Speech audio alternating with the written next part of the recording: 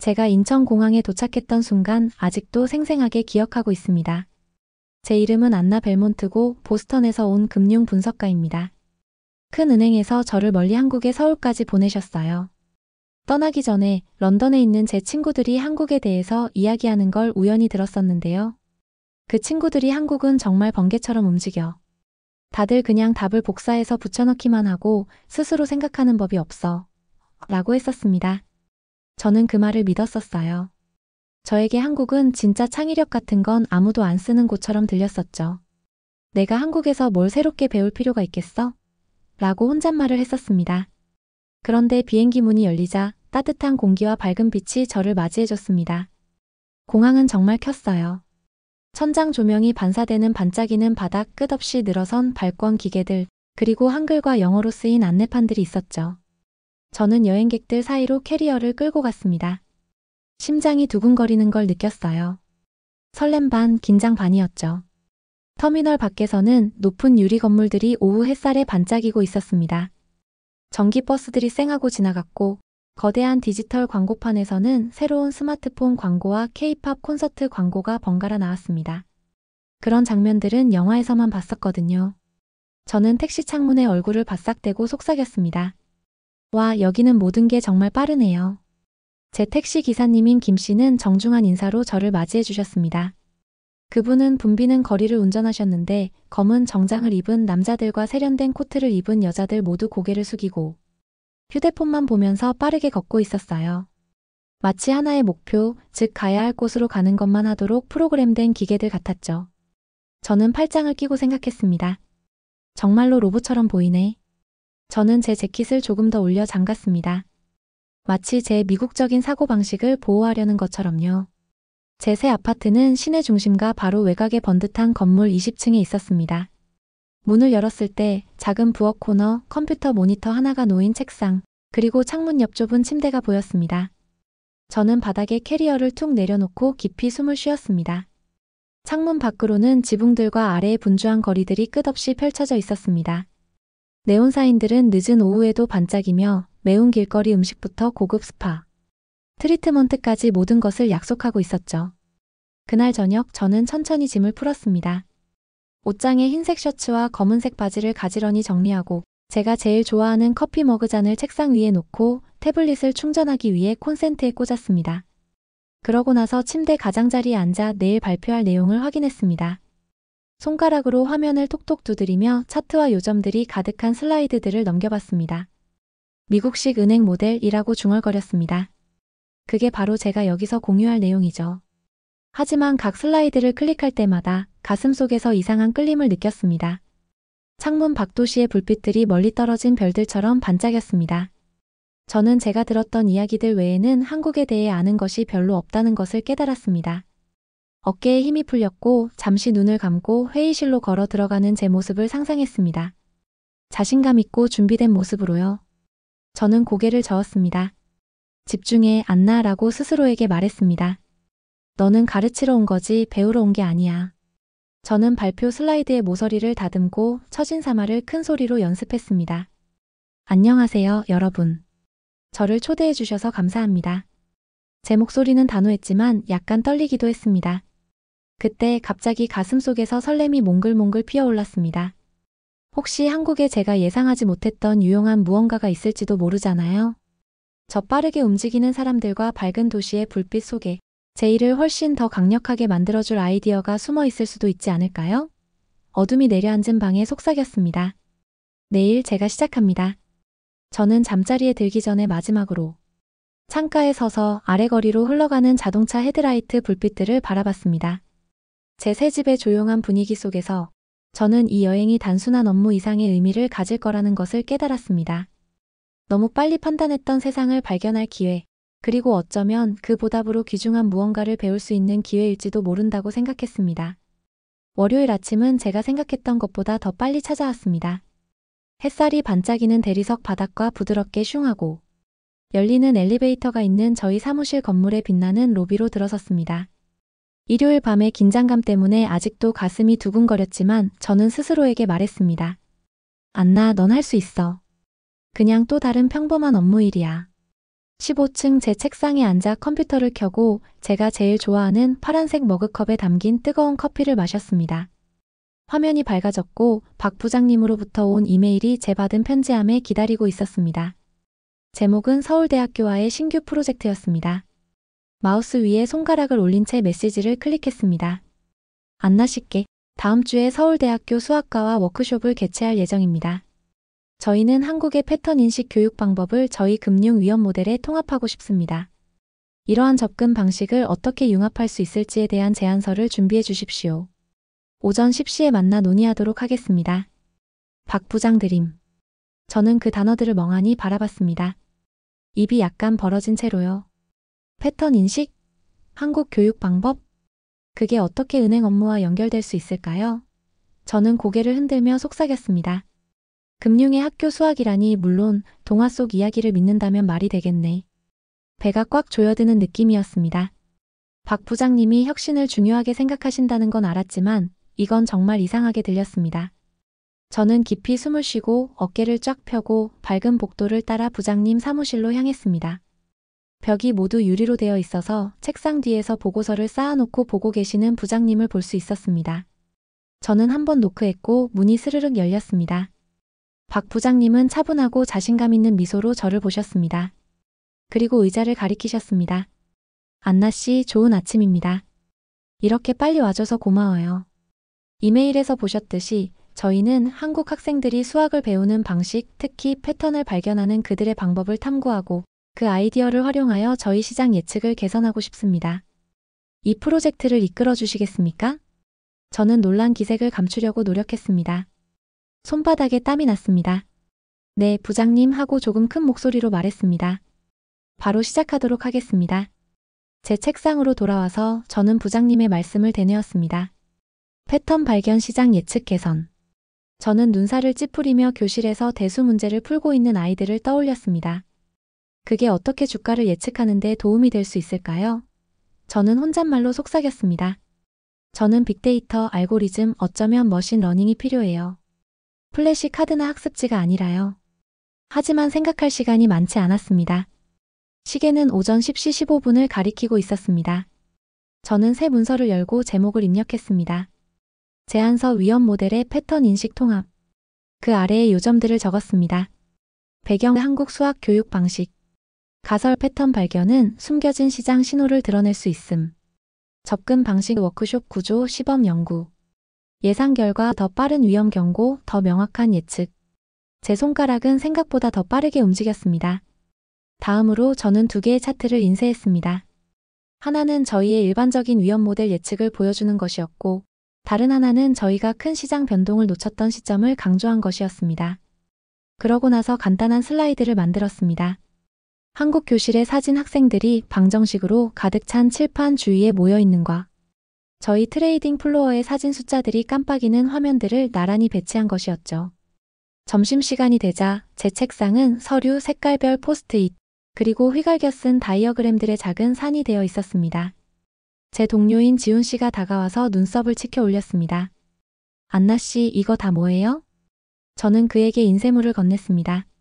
저희가 학교 수학이랑 금융을 섞고 있어요 하고 어색한 미소를 지으며 말했습니다. 지훈 씨는 제목을 읽고 쿡쿡 웃었습니다. 그거 새로운데요. 행운을 빌어요. 그는 제 어깨를 토닥이고 갔습니다.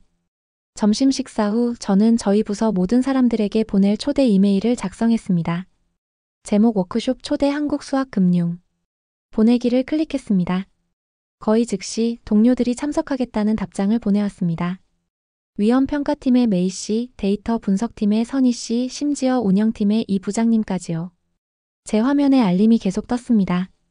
어쩌면 이 사람들이 이걸 이상하다고 생각하지 않고 흥미롭다고 생각하는 걸지도 몰라라고 생각하며 저는 희미한 희망을 느꼈습니다. 늦은 오후 저는 제 설명을 큰 소리로 연습했습니다. 의자 앞에 서서 노트북 화면의 차트를 가리키며 말했습니다. 만약 저희 모델이 한국 학생들처럼 패턴을 볼 수 있도록 훈련할 수 있다면 상상해보세요. 제 목소리가 떨렸다가 다시 강해졌습니다. 저는 손짓을 더하고 조금 왔다 갔다 하고 심지어 극적인 질문까지 던졌습니다.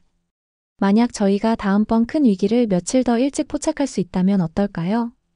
오후 6시가 되자 사무실은 거의 텅 비었습니다. 저는 서류를 쌓고 모니터를 끄고 책상 위에 펼쳐진 어수선한 계획을 마지막으로 한번 쳐다봤습니다. 교실 학습지와 금융 그래프의 이상한 조합이 저를 다시 쳐다보고 있었습니다. 저는 관자놀이를 문지르며 속삭였습니다. 내일 이 동화 같은 아이디어가 정말로 날아오를 수 있을지 아니면 추락할지 알게 되겠지. 그렇게 생각하며 저는 코트를 집어들고 엘리베이터로 향했습니다. 문이 닫히자 저는 모험에 대한 설렘과 약간의 걱정을 느꼈습니다. 학교 수학과 은행 업무를 섞는 것? 이상하게 들렸습니다. 하지만 만약 성공한다면 저는 아무도 전에 보지 못했던 무언가를 만드는 데 도움이 될지도 모릅니다.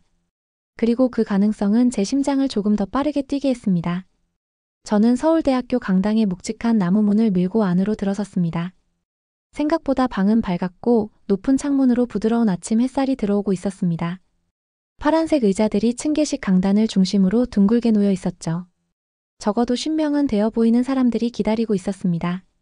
공책을 든 대학생들, 깔끔한 정장을 입은 나이 지긋한 교수님들, 명찰을 단 은행원들, 그리고 폴더를 든 선생님들도 계셨습니다. 저는 심장이 두근거리는 채로 중간쯤 자리에 앉았습니다. 앞쪽에는 날씬한 연단 뒤에 한 분이 서 계셨습니다. 둥근 안경 너머로 보이는 눈은 친절했고 얼굴은 차분하고 부드러워 보였습니다. 귀밑머리는 약간 희끗희끗하셨죠. 커다란 스크린이 교수님 머리 위로 떠 있었지만 아직은 아무것도 비추지 않고 기다리고 있었습니다. 연단 옆 작은 나무 테이블에는 흰색의 소박한 꽃병과 녹차잔이 놓여 있었습니다. 저는 팔짱을 끼고 마음을 다잡으며 생각했습니다. 자, 이제 시작이다. 교수님은 마이크를 살짝 두드리셨습니다. 안녕하십니까, 여러분 하고 맑고 부드러운 한국어로 말씀하셨습니다. 그러고 나서 영어로 바꾸셨습니다. 저희 특별 워크숍에 오신 것을 환영합니다. 제 이름은 허영재 교수입니다. 오늘 저희는 한국의 수학교육 방법이 금융위험 모델과 어떻게 힘을 합칠 수 있는지 알아볼 것입니다. 교수님의 따뜻한 목소리가 방 안을 가득 채웠고 저조차도 조금 더 허리를 꼿꼿이 펴고 앉았습니다. 교수님이 리모컨을 클릭하자 청중석에는 조용한 분위기가 감돌았습니다. 스크린이 켜지면서 단순한 검은색 도형이 있는 흰색 슬라이드가 나타났습니다. 마치 반복되는 삼각형으로 만들어진 별 모양 같았죠. 삼각형들은 다른 방향을 가리키고 있었고 각각의 크기는 정확히 똑같았습니다. 허 교수님은 긴 나무 막대기로 가리키셨습니다. 이 도형을 보세요 하고 말씀하셨습니다. 각각의 삼각형은 똑같은 패턴을 반복하고 있습니다. 한국 학생들은 이러한 패턴을 계속해서 연습합니다. 그들은 그것을 그리고 색칠하고 왜 부분들이 서로 맞는지 설명합니다. 이것은 그들의 마음을 훈련시켜 어디에서든 패턴을 발견하도록 돕습니다. 저는 몸을 앞으로 기울였습니다. 방이 얼마나 조용해졌는지 놀라웠습니다. 가죽 서류 가방과 멋진 펜을 든 은행원들조차 마치 마술쇼를 보는 것처럼 슬라이드를 보고 있었습니다. 제 옆에 앉은 학생이 속삭였습니다. 저 6학년 수학 시간에 이거 그렸던 거 기억나요? 재미있었어요. 저는 시계를 흘끗 봤지만 움직이지 않았습니다. 왠지 모르게 이건 달랐습니다. 허 교수님은 슬라이드를 다시 바꾸셨습니다. 이번에는 주가 변동을 나타내는 선 그래프였습니다. 빨간색과 녹색 선들이 위아래로 지그재그로 움직이고 있었죠. 금융에서는 하고 교수님은 계속 말씀하셨습니다. 저희는 이와 같은 차트를 연구합니다. 선들이 반복되는 모양이나 움직임을 보이는 추세를 찾습니다. 만약 저희 모델이 이러한 모양들을 빠르게 인식하도록 훈련된다면 시장이 하락하기 전에 사람들에게 경고할 수 있습니다. 작은 탄성이 청중석에서 흘러나왔습니다. 저는 흥미로운 떨림을 느꼈습니다. 정말 그렇게 간단할 수 있을까요? 저는 공책을 펴고 큰 글씨로 적었습니다. 패턴 연습 조기 경고. 제 펜은 너무 빠르게 페이지를 가로질러 움직여서 교수님의 다음 말씀을 거의 놓칠 뻔했습니다. 교수님은 슬라이드를 지우고 손으로 새로운 그림을 그리셨습니다. 점들이 채워진 원이었는데 어떤 점들은 서로 가까이 있었고 어떤 점들은 멀리 떨어져 있었습니다. 이 군집들을 보세요 하고 교수님은 두 그룹을 동그라미로 표시하며 말씀하셨습니다. 수학 시간에 학생들은 점들이 얼마나 가까이 있는지에 따라 그룹으로 묶는 법을 배웁니다. 그들은 군집을 보고 왜 여기에 있지? 왜 저기 없지? 라고 질문합니다. 금융에서 거래나 거래의 군집은 위험이나 기회를 나타낼 수 있습니다. 저는 제가 손을 들고 있다는 사실조차 깨닫기 전에 손을 들었습니다. 허 교수님 하고 조금 떨리는 목소리로 말했습니다. 아이들이 수학 시간에 사용하는 똑같은 방법이 저희가 돈 문제를 예측하는 데 도움이 될 수 있다는 말씀이신가요? 교수님은 미소를 지으며 고개를 끄덕이셨습니다. 정확히 맞습니다, 안나 씨. 뇌는 행동으로, 즉 종이에 있는 패턴을 찾는 것으로 가장 잘 배웁니다. 저희는 단순히 그 학습 방식을 화면의 숫자에 적용하는 것입니다. 가슴이 설렘으로 따뜻해지는 것을 느꼈습니다. 저는 제 자신의 훈련 과정을 떠올렸습니다. 수많은 코딩 시간, 복잡한 공식들, 끝없는 스프레드시트들. 만약 제가 제 금융 모델에게 삼각형을 낙서하는 학생처럼 생각하도록 가르칠 수 있다면 어떨까요? 그 아이디어는 엉뚱했지만 갑자기 명확하게 이해가 되었습니다. 허 교수님은 자원봉사자를 요청하셨습니다. 한 고등학생이 일어나 앞으로 나섰습니다. 교수님은 그녀에게 패턴이 인쇄된 학습지를 건네며 수열에서 다음 모양을 찾도록 요청했습니다. 몇 초 만에 그녀는 정답을 동그라미로 표시했습니다. 방 안에는 박수갈채가 터져 나왔습니다. 저조차도 박수를 쳤습니다. 그 간단한 연습에 모두가 환호하는 모습이 놀라웠습니다. 박수 소리가 잦아들자 저는 공책을 덮고 혼잣말로 속삭였습니다. 어쩌면 제가 틀렸을지도 몰라. 작은 믿음의 불꽃이 제 안에서 타올랐습니다. 오늘 저는 새로운 것을 배우게 될 것입니다. 그리고 이번에는 저는 들을 준비가 되어 있었습니다. 하늘이 분홍색과 주황색으로 물들 무렵 워크숍이 끝났습니다. 배에서는 꼬르륵 소리가 났어요. 점심 식사를 한 지 벌써 몇 시간이나 지났고 따뜻하고 든든한 음식이 먹고 싶었습니다. 허 교수님은 우리 그룹을 이끌고 빛나는 등불과 작은 가게들이 늘어선 좁은 길을 걸어가셨습니다. 매콤한 김치와 지글거리는 고기 냄새가 공기 중에 가득 퍼져서 저도 모르게 입에 침이 고였습니다. 우리는 낮은 테이블과 방석이 있는 아늑한 식당에 도착했습니다. 현관에서 신발을 벗고 방석 위에 미끄러지듯 앉았습니다. 제 앞에 나무 테이블에는 은색 불판이 놓여 있었고 금속 막대는 이미 뜨겁게 달궈져 있었습니다. 그 옆에는 생고기 접시, 밝은 녹색 상추, 그리고 작은 종지 그릇에 담긴 소스들이 놓여 있었습니다. 허 교수님은 미소를 지으시며 옆자리를 톡톡 두드리셨습니다. 대학생 몇 명과 지역 고등학생 몇 명이 모여들었습니다. 그들은 신이 나 보였고 눈은 반짝거렸습니다.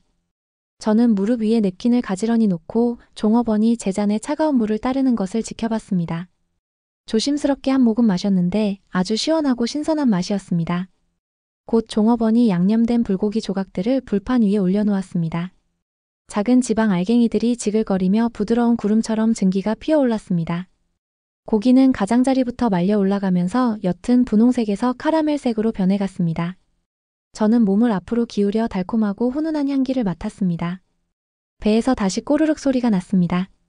불고기가 익자 저는 집게로 한 조각을 집어 제 접시에 놓았습니다. 잠시 손가락이 멈칫했습니다. 한국식 바비큐는 처음이었거든요. 젓가락으로 고기를 집어 간장과 참기름이 섞인 듯한 소스에 살짝 찍어 입에 넣었습니다. 눈이 크게 떠졌습니다. 맛은 정말 놀라웠습니다.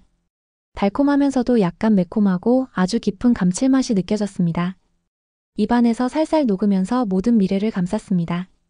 저는 눈을 감고 천천히 씹었습니다. 정말 맛있네요 하고 저는 단순한 음식이 어떻게 이렇게 풍부한 맛을 낼 수 있는지 놀라워하며 말했습니다. 허 교수님은 부드럽게 웃으셨습니다. 한국 음식은 균형을 보여줍니다. 안나 씨 하고 말씀하셨습니다. 너무 짜면 맛을 망치고 너무 싱거우면 밋밋해지죠. 마치 수학과 같아요. 한 단계가 너무 지나치면 해답을 망치듯이요. 교수님은 젓가락으로 불판을 가볍게 두드리셨습니다. 여기서 저희가 맛을 겹겹이 쌓듯이 저희 모델에서도 데이터를 겹겹이 쌓습니다. 각 층이 의미를 더하죠. 저는 고개를 끄덕이며 따뜻한 기운이 온몸에 퍼지는 것을 느꼈습니다. 테이블 주변에서 학생들은 한국어로 이야기를 나누면서 아는 영어 단어를 섞어서 사용했습니다. 지은이라는 학생이 안나 씨, 보스턴에서는 보통 뭘 드세요? 라고 물었습니다. 저는 웃으며 샌드위치랑 커피 많이 마셔요. 이런 불판 요리랑은 전혀 다르죠. 라고 말했습니다.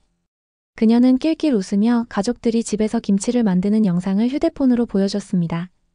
밝은 빨간색 배추와 마늘 조각들이 정말 맛있어 보였습니다. 민수라는 학생이 몸을 기울여 속삭였습니다. 조심하세요. 흰 셔츠에 소스 흘리지 마시고요. 저는 미소를 지으며 젓가락 끝을 살짝 닦았습니다. 그는 고기를 밥과 소스를 함께 상추에 싸서 먹는 방법, 즉 쌈이라고 불리는 작은 녹색 꾸러미를 만드는 방법을 설명해 줬습니다. 제가 한번 먹어보니 시원한 상추가 뜨거운 고기와 완벽하게 어우러졌습니다. 마치 새로운 맛의 세계를 탐험하는 기분이었습니다. 함께 식사를 하면서 저는 이 사람들이 명령에 따라 움직이는 로봇이 아니라는 것을 깨달았습니다. 그들은 친절하고 호기심 많고 자신들의 문화에 자부심을 가지고 있었습니다. 물론 일과 공부에도 신경을 썼지만 함께 식사하는 것을 즐기는 것도 중요하게 생각했습니다. 제가 서울에서 모든 사람이 얼마나 빠르게 움직이는지 언급했을 때 지은이는 활짝 웃었습니다. 저희가 빨리 움직이긴 하지만 멈춰서 밥도 먹고 이야기도 나눠요 하고 말했습니다. 허 교수님 말씀처럼 균형이죠. 이야기는 다시 저희 워크숍 프로젝트로 돌아갔습니다. 허 교수님은 냅킨 조각에 그림을 그리셨습니다. 발표에서 봤던 것처럼 연결된 삼각형들이 쭉 이어져 있는 모양이었죠. 각 삼각형이 다음 삼각형을 가리키는 거 보이시죠? 하고 물으셨습니다. 이것이 모델에서 데이터 점들이 서로를 안내하는 방식입니다. 저희는 학생들에게 이러한 모양들을 찾는 법을 가르칩니다. 컴퓨터도 똑같은 방식으로 훈련할 수 있습니다. 저는 물을 홀짝이며 냅킨에 메모를 했습니다. 머릿속에는 아이디어가 가득했습니다. 만약 저희 금융 소프트웨어가 주식 차트에서 이러한 반복되는 모양들을 강조 표시할 수 있다면 어떨까요? 고객들에게 위험에 대해 더 빨리 경고할 수 있을 텐데요. 저녁 식사가 끝나자 그룹은 다시 거리로 나섰습니다. 밤의 불빛들이 비에 젖은 미끄러운 포장도로에 반짝였습니다. 저는 재킷을 올려 잠그고 천천히 걸으면서 다채로운 간판들과 끊임없이 흘러가는 사람들을 바라봤습니다. 공기는 상쾌했고 아직도 혀끝에는 달콤하면서도 매콤한 고기 맛이 남아 있었습니다. 저는 생각했습니다. 어쩌면 내가 너무 빨리 판단했을지도 몰라. 여기에는 정말 창의력이 있어. 일과 놀이, 그리고 깊은 생각의 균형이 잡혀 있는 곳이야. 도시는 활기찬 에너지로 가득했지만 따뜻함과 정감도 느껴졌습니다. 저는 제가 엄격한 규칙만 있는 곳에 있는 것이 아니라 정확성과 즐거움을 모두 중요하게 생각하는 문화 속에 있다는 것을 깨달았습니다. 그날 밤 침대에 누웠을 때 저는 배부른 느낌과 새로운 아이디어로 가득 찬 기분이었습니다. 제 담요에서는 도시의 시원한 바람 냄새가 희미하게 났습니다. 저는 눈을 감고 속삭였습니다. 고마워요, 한국. 더 많이 배울 준비가 됐어요. 밝은 강당으로 돌아오니 공기가 아주 짜릿하게 느껴졌습니다. 저희 팀은 노트북, 인쇄된 차트, 커피 잔들로 가득 찬 긴 테이블 주위에 모여 앉았습니다. 앞쪽 큰 화면에는 빨간 글씨로 구조화 신용상품의 긴급 위험 급증이라는 문제가 빛나고 있었습니다. 저희 임무는 그 상품이 수백만 달러의 손실을 보기 전에 위험을 감지할 방법을 찾는 것이었습니다. 저는 보스턴에서 사용했던 일반적인 접근 방식, 즉 베이즈 모델을 떠올렸습니다. 대부분의 경우 잘 작동했지만 때로는 너무 늦게 반응했었습니다. 허 교수님의 패턴 방법은 금융에서는 새롭고 검증되지 않은 것이었죠. 팀원들을 둘러보니 마음이 불안했습니다. 몇몇은 걱정스러운 표정을 짓고 있었고 다른 사람들은 초조하게 펜을 톡톡 두드리고 있었습니다. 저희 팀장인 이 부장님은 목을 가다듬으셨습니다. 우리에게 두 가지 선택이 있습니다 하고 말씀하셨습니다. 옵션 A 저희가 신뢰하는 베이즈 모델. 옵션 B 한국의 패턴 인식 방법. 5분 안에 결정을 내려야 합니다. 부장님은 시계를 확인하셨습니다. 조용한 방 안에서 시계 초침 소리만 또각거렸습니다. 제 심장이 쿵쾅거렸습니다. 저는 그 주 내내 허 교수님의 예시들을 공부하면서 작은 공책의 삼각형, 군집, 반복되는 파동들을 열심히 적었었습니다. 그 패턴들은 단순했지만 강력했습니다. 저는 손을 들었고 목소리는 약간 떨렸습니다. 제 생각에는 한국 방식이 위험 패턴을 더 빨리 감지할 수 있을 것 같습니다. 몇몇 팀원들이 어리둥절한 표정으로 서로 쳐다봤습니다. 정말이세요, 안나 씨? 저희 데이터 과학자인 메이 씨가 물었습니다. 저희 베이즈 모델은 지난 분기에 80%의 정확도를 보여줬습니다. 저는 고개를 끄덕이고 몸을 앞으로 기울였습니다. 네. 하지만 이 차트를 보세요 하고 노트북에서 그래프를 하나 열어 보여주며 말했습니다. 화면에는 매일의 손실을 추적하는 들쭉날쭉한 선들이 나타나 있었습니다. 저 모양 보이세요? 저는 며칠마다 반복되는 작은 하락과 상승 부분을 동그라미로 표시했습니다. 이건 허 교수님이 저희에게 가르쳐주신 반복되는 삼각형 패턴과 일치합니다. 만약 저희가 이 하락들을 트리거로 강조 표시한다면 큰 손실이 발생하기 아마 이틀 전에 고객들에게 경고할 수 있을 겁니다. 또 다른 동료인 지훈 씨는 눈살을 찌푸렸습니다. 그건 위험해 보이는데요. 저희 이해관계자들은 기존 모델을 신뢰합니다. 그는 잠시 멈추더니 제 노트북을 가리켰습니다. 하지만 저 하락 부분이 낯익어 보이긴 하네요. 저는 버튼을 클릭하고 빠른 데모를 실행했습니다. 잠시 후 새로운 모델이 화면에 빨간색 경고를 표시했습니다. 그 경고는 가치가 크게 떨어지기 이틀 전에 울렸습니다. 저는 숨을 죽였습니다. 방 안의 모든 사람들이 숫자를 지켜봤습니다. 그러고 나서 가치가 정상으로 돌아오자 경고는 사라졌습니다. 마치 허 교수님의 패턴이 예측했던 것처럼요. 잠시 동안 침묵이 흘렀습니다. 그러자 메이 씨가 숨을 크게 들이쉬었습니다. 됐어. 그녀는 화면을 다시 흘끗 봤습니다. 베이즈 모델은 하락이 시작된 후에야 위험을 감지했고 너무 늦어서 도움이 될 수 없었습니다. 저희 패턴 모델의 조기 경고는 수천 달러를 절약할 수 있었던 거죠. 환호성이 터져 나왔습니다. 동료들은 테이블을 두드리고 제 등을 두드리고 놀라워요. 라고 외쳤습니다. 저는 얼굴이 붉어지는 것을 느꼈습니다. 미소가 저절로 번졌고 활짝 웃는 것을 멈출 수가 없었습니다. 이 부장님은 일어나 커피잔을 들어 올리셨습니다. 안나 씨에게 그리고 새로운 아이디어들에게 라고 말씀하셨습니다. 저희는 모두 빠르고 즐거운 건배를 위해 잔을 부딪혔습니다. 소란이 잦아들자 저는 일어나 맑은 목소리로 말했습니다. 저희 방법을 결합하는 것이 진정한 비결입니다. 베이즈 모델은 확실한 숫자를 제공하고 한국의 패턴 방법은 조기 신호를 제공합니다. 함께 저희는 고객들을 더 잘 보호할 수 있습니다. 제 목소리가 강당에 울려 퍼졌습니다. 뒷줄에 앉아 계시던 허 교수님은 엄지손가락을 치켜 올려주셨습니다. 교수님의 부드러운 미소는 저에게 자랑스러워 하신다는 것을 말해주는 듯 했습니다. 저는 화면의 패턴 삼각형들을 한 번 더 보고 속삭였습니다. 감사합니다. 그 순간 저는 제가 얼마나 많이 배웠는지 그리고 서로 다른 접근 방식을 존중할 때 팀워크가 얼마나 가치 있을 수 있는지를 깨달았습니다. 워크숍은 제 마음속의 의심으로 시작했지만 이제 저는 다음 도전에 대해 자신감과 설렘을 느꼈습니다. 저는 노트북을 챙기고 메모를 집어들었고 이 큰 도전이 놀라운 무언가의 시작일 뿐이라는 것을 알았습니다. 저희가 크게 성공한 다음 날 사무실에 도착했더니 놀라운 손님이 저를 기다리고 있었습니다. 뉴욕에서 톰슨 사장님이 직접 오신 거였죠. 빳빳한 감색 정장을 입으시고 가죽 서류 가방을 들고 계셨습니다. 저를 보시자마자 활짝 웃으시며 손을 내미셨습니다. 안나 사장님은 설렘으로 가득 찬 따뜻한 목소리로 말씀하셨습니다. 자네 팀이 저희 전 세계 전략을 완전히 바꿨어. 자네가 소개한 한국의 패턴 방식을 저희 모든 은행원들에게 가르칠 걸세. 저는 가슴 벅찬 자부심을 느꼈습니다. 사장님의 손을 굳게 잡으면서 제 심장이 쿵쾅거렸습니다. 그분의 칭찬은 제게 정말 큰 의미였습니다. 처음 한국 방식이 은행 업무에 절대 맞지 않을 거라고 생각했던 첫날의 의심이 떠올랐습니다.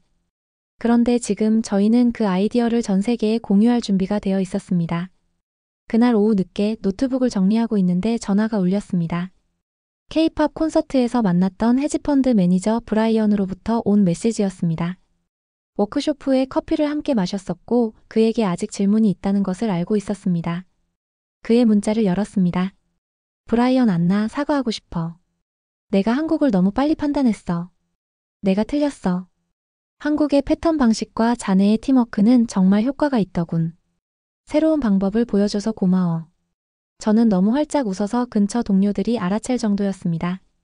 저는 답장을 보냈습니다. 고마워, 브라이언. 이야기 나눠서 기뻐. 우리 계속 서로 배우자. 그러고 나서 잠시 뒤로 기대 앉아 제가 얼마나 멀리 왔는지 생각했습니다. 혀끝에서 살살 녹았던 달콤한 불고기, 코끝을 찡하게 했던 매콤한 김치, 그리고 허 교수님의 꾸준한 인내심이 떠올랐습니다. 칠판에 삼각형을 그리시던 교수님의 모습과 늦게까지 남아 공책에 패턴을 가득 채우던 학생들이 다시 눈에 선했습니다. 부드러운 따뜻함이 저를 감쌌습니다. 저는 속삭였습니다. 그들은 저에게 수학 이상을 가르쳐 주셨어요. 존중을 가르쳐 주셨죠. 그날 저녁 작은 아파트로 돌아와 노트북을 열고 보스턴에 있는 친구들에게 이메일을 썼습니다. 제가 배운 것을 그들에게 알려주고 싶었습니다. 손가락은 키보드 위를 빠르게 움직였습니다. 제목 나의 한국 모험. 친애하는 친구들에게 한국은 최고의 방식으로 저를 놀라게 했습니다. 처음에는 그들의 수학 교육이 단순한 반복이라고 생각했습니다. 하지만 저는 패턴 인식이 강력한 도구가 될 수 있다는 것을 발견했습니다. 그것은 저희 팀이 이전보다 훨씬 빠르게 금융 위험을 포착하는 데 도움이 되었습니다. 그뿐만 아니라 저는 사람, 음식, 심지어 삶에서도 패턴을 보는 법을 배웠습니다. 이러한 아이디어를 보스턴으로 가져갈 수 있게 되어 자랑스럽습니다. 고마워요, 한국. 안나드림. 보내기를 누르고 의자에 기대 앉았습니다. 창밖으로 서울의 야경이 수천 개의 불빛으로 반짝였습니다. 고층 건물들은 도시를 지키는 경비병처럼 서 있었습니다. 네온사인들은 밝은 색깔로 환영, 즐기세요, 발견하세요 라는 메시지를 깜빡이고 있었습니다. 저는 이전에는 상상도 못했던 방식으로 이 장소와 연결되어 있음을 느꼈습니다. 잠자리에 들기 전에 저는 창가에 서서 소리내어 속삭였습니다. 가르쳐 주셔서 감사합니다. 항상 열린 마음을 갖는 것을 기억할게요. 도시의 낮은 웅성거림이 아래에서 들려왔고 저는 거리와 불빛의 패턴이 거대한 빛나는 삼각형을 이루는 것을 상상했습니다. 제 늘어나는 공책의 추가할 또 하나의 패턴이었죠. 그 후 몇 주 동안 저는 서울과 보스턴을 왔다 갔다 했습니다. 뉴욕 사무실에서 교육 세션을 이끌면서 은행원들에게 데이터에서 패턴을 찾는 방법을 가르쳤습니다. 런던과 싱가포르에 있는 저희 팀에 슬라이드와 비디오를 보냈습니다. 서울로 돌아갈 때마다 친구들은 저를 저녁 식사나 차에 초대하며 맞이해 주었습니다. 그들은 저에게 새로운 음식들, 매콤한 떡볶이, 시원한 육수에 담긴 냉면 등을 보여주었고 저는 보스턴의 클램 차우더와 블루베리 파이 이야기를 들려주었습니다. 저는 제가 두세 개를 잇는 다리가 되었다는 것을 깨달았습니다. 보스턴에서는 한국의 창의성과 균형에 대해 이야기했고 서울에서는 미국의 혁신과 팀워크에 대해 이야기했습니다. 사람들은 귀 기울여 듣고 질문하고 새로운 접근 방식을 시도했습니다. 저희는 모두 서로에게서 배웠습니다. 어느 날 밤 허 교수님과 브라이언과 함께 한강변을 걷다가 저는 물에 비친 달을 올려다봤습니다. 허 교수님은 잔물결을 가리키며 말씀하셨습니다. 작은 행동조차 파도를 일으킵니다. 저는 미소 지으며 워크숍에서 손을 들었던 작은 첫걸음, 새로운 방법을 시도했던 것, 처음으로 불고기를 맛봤던 것들이 얼마나 작아 보였는지 생각했습니다. 하지만 그 작은 발걸음들은 전 세계로 퍼져나가는 파도를 만들었습니다. 저는 고개를 끄덕이며 말했습니다. 네, 교수님. 이제 알겠습니다. 그리고 저는 한국 덕분에 제 최고의 순간은 아직 오지 않았다는 것을 알았습니다.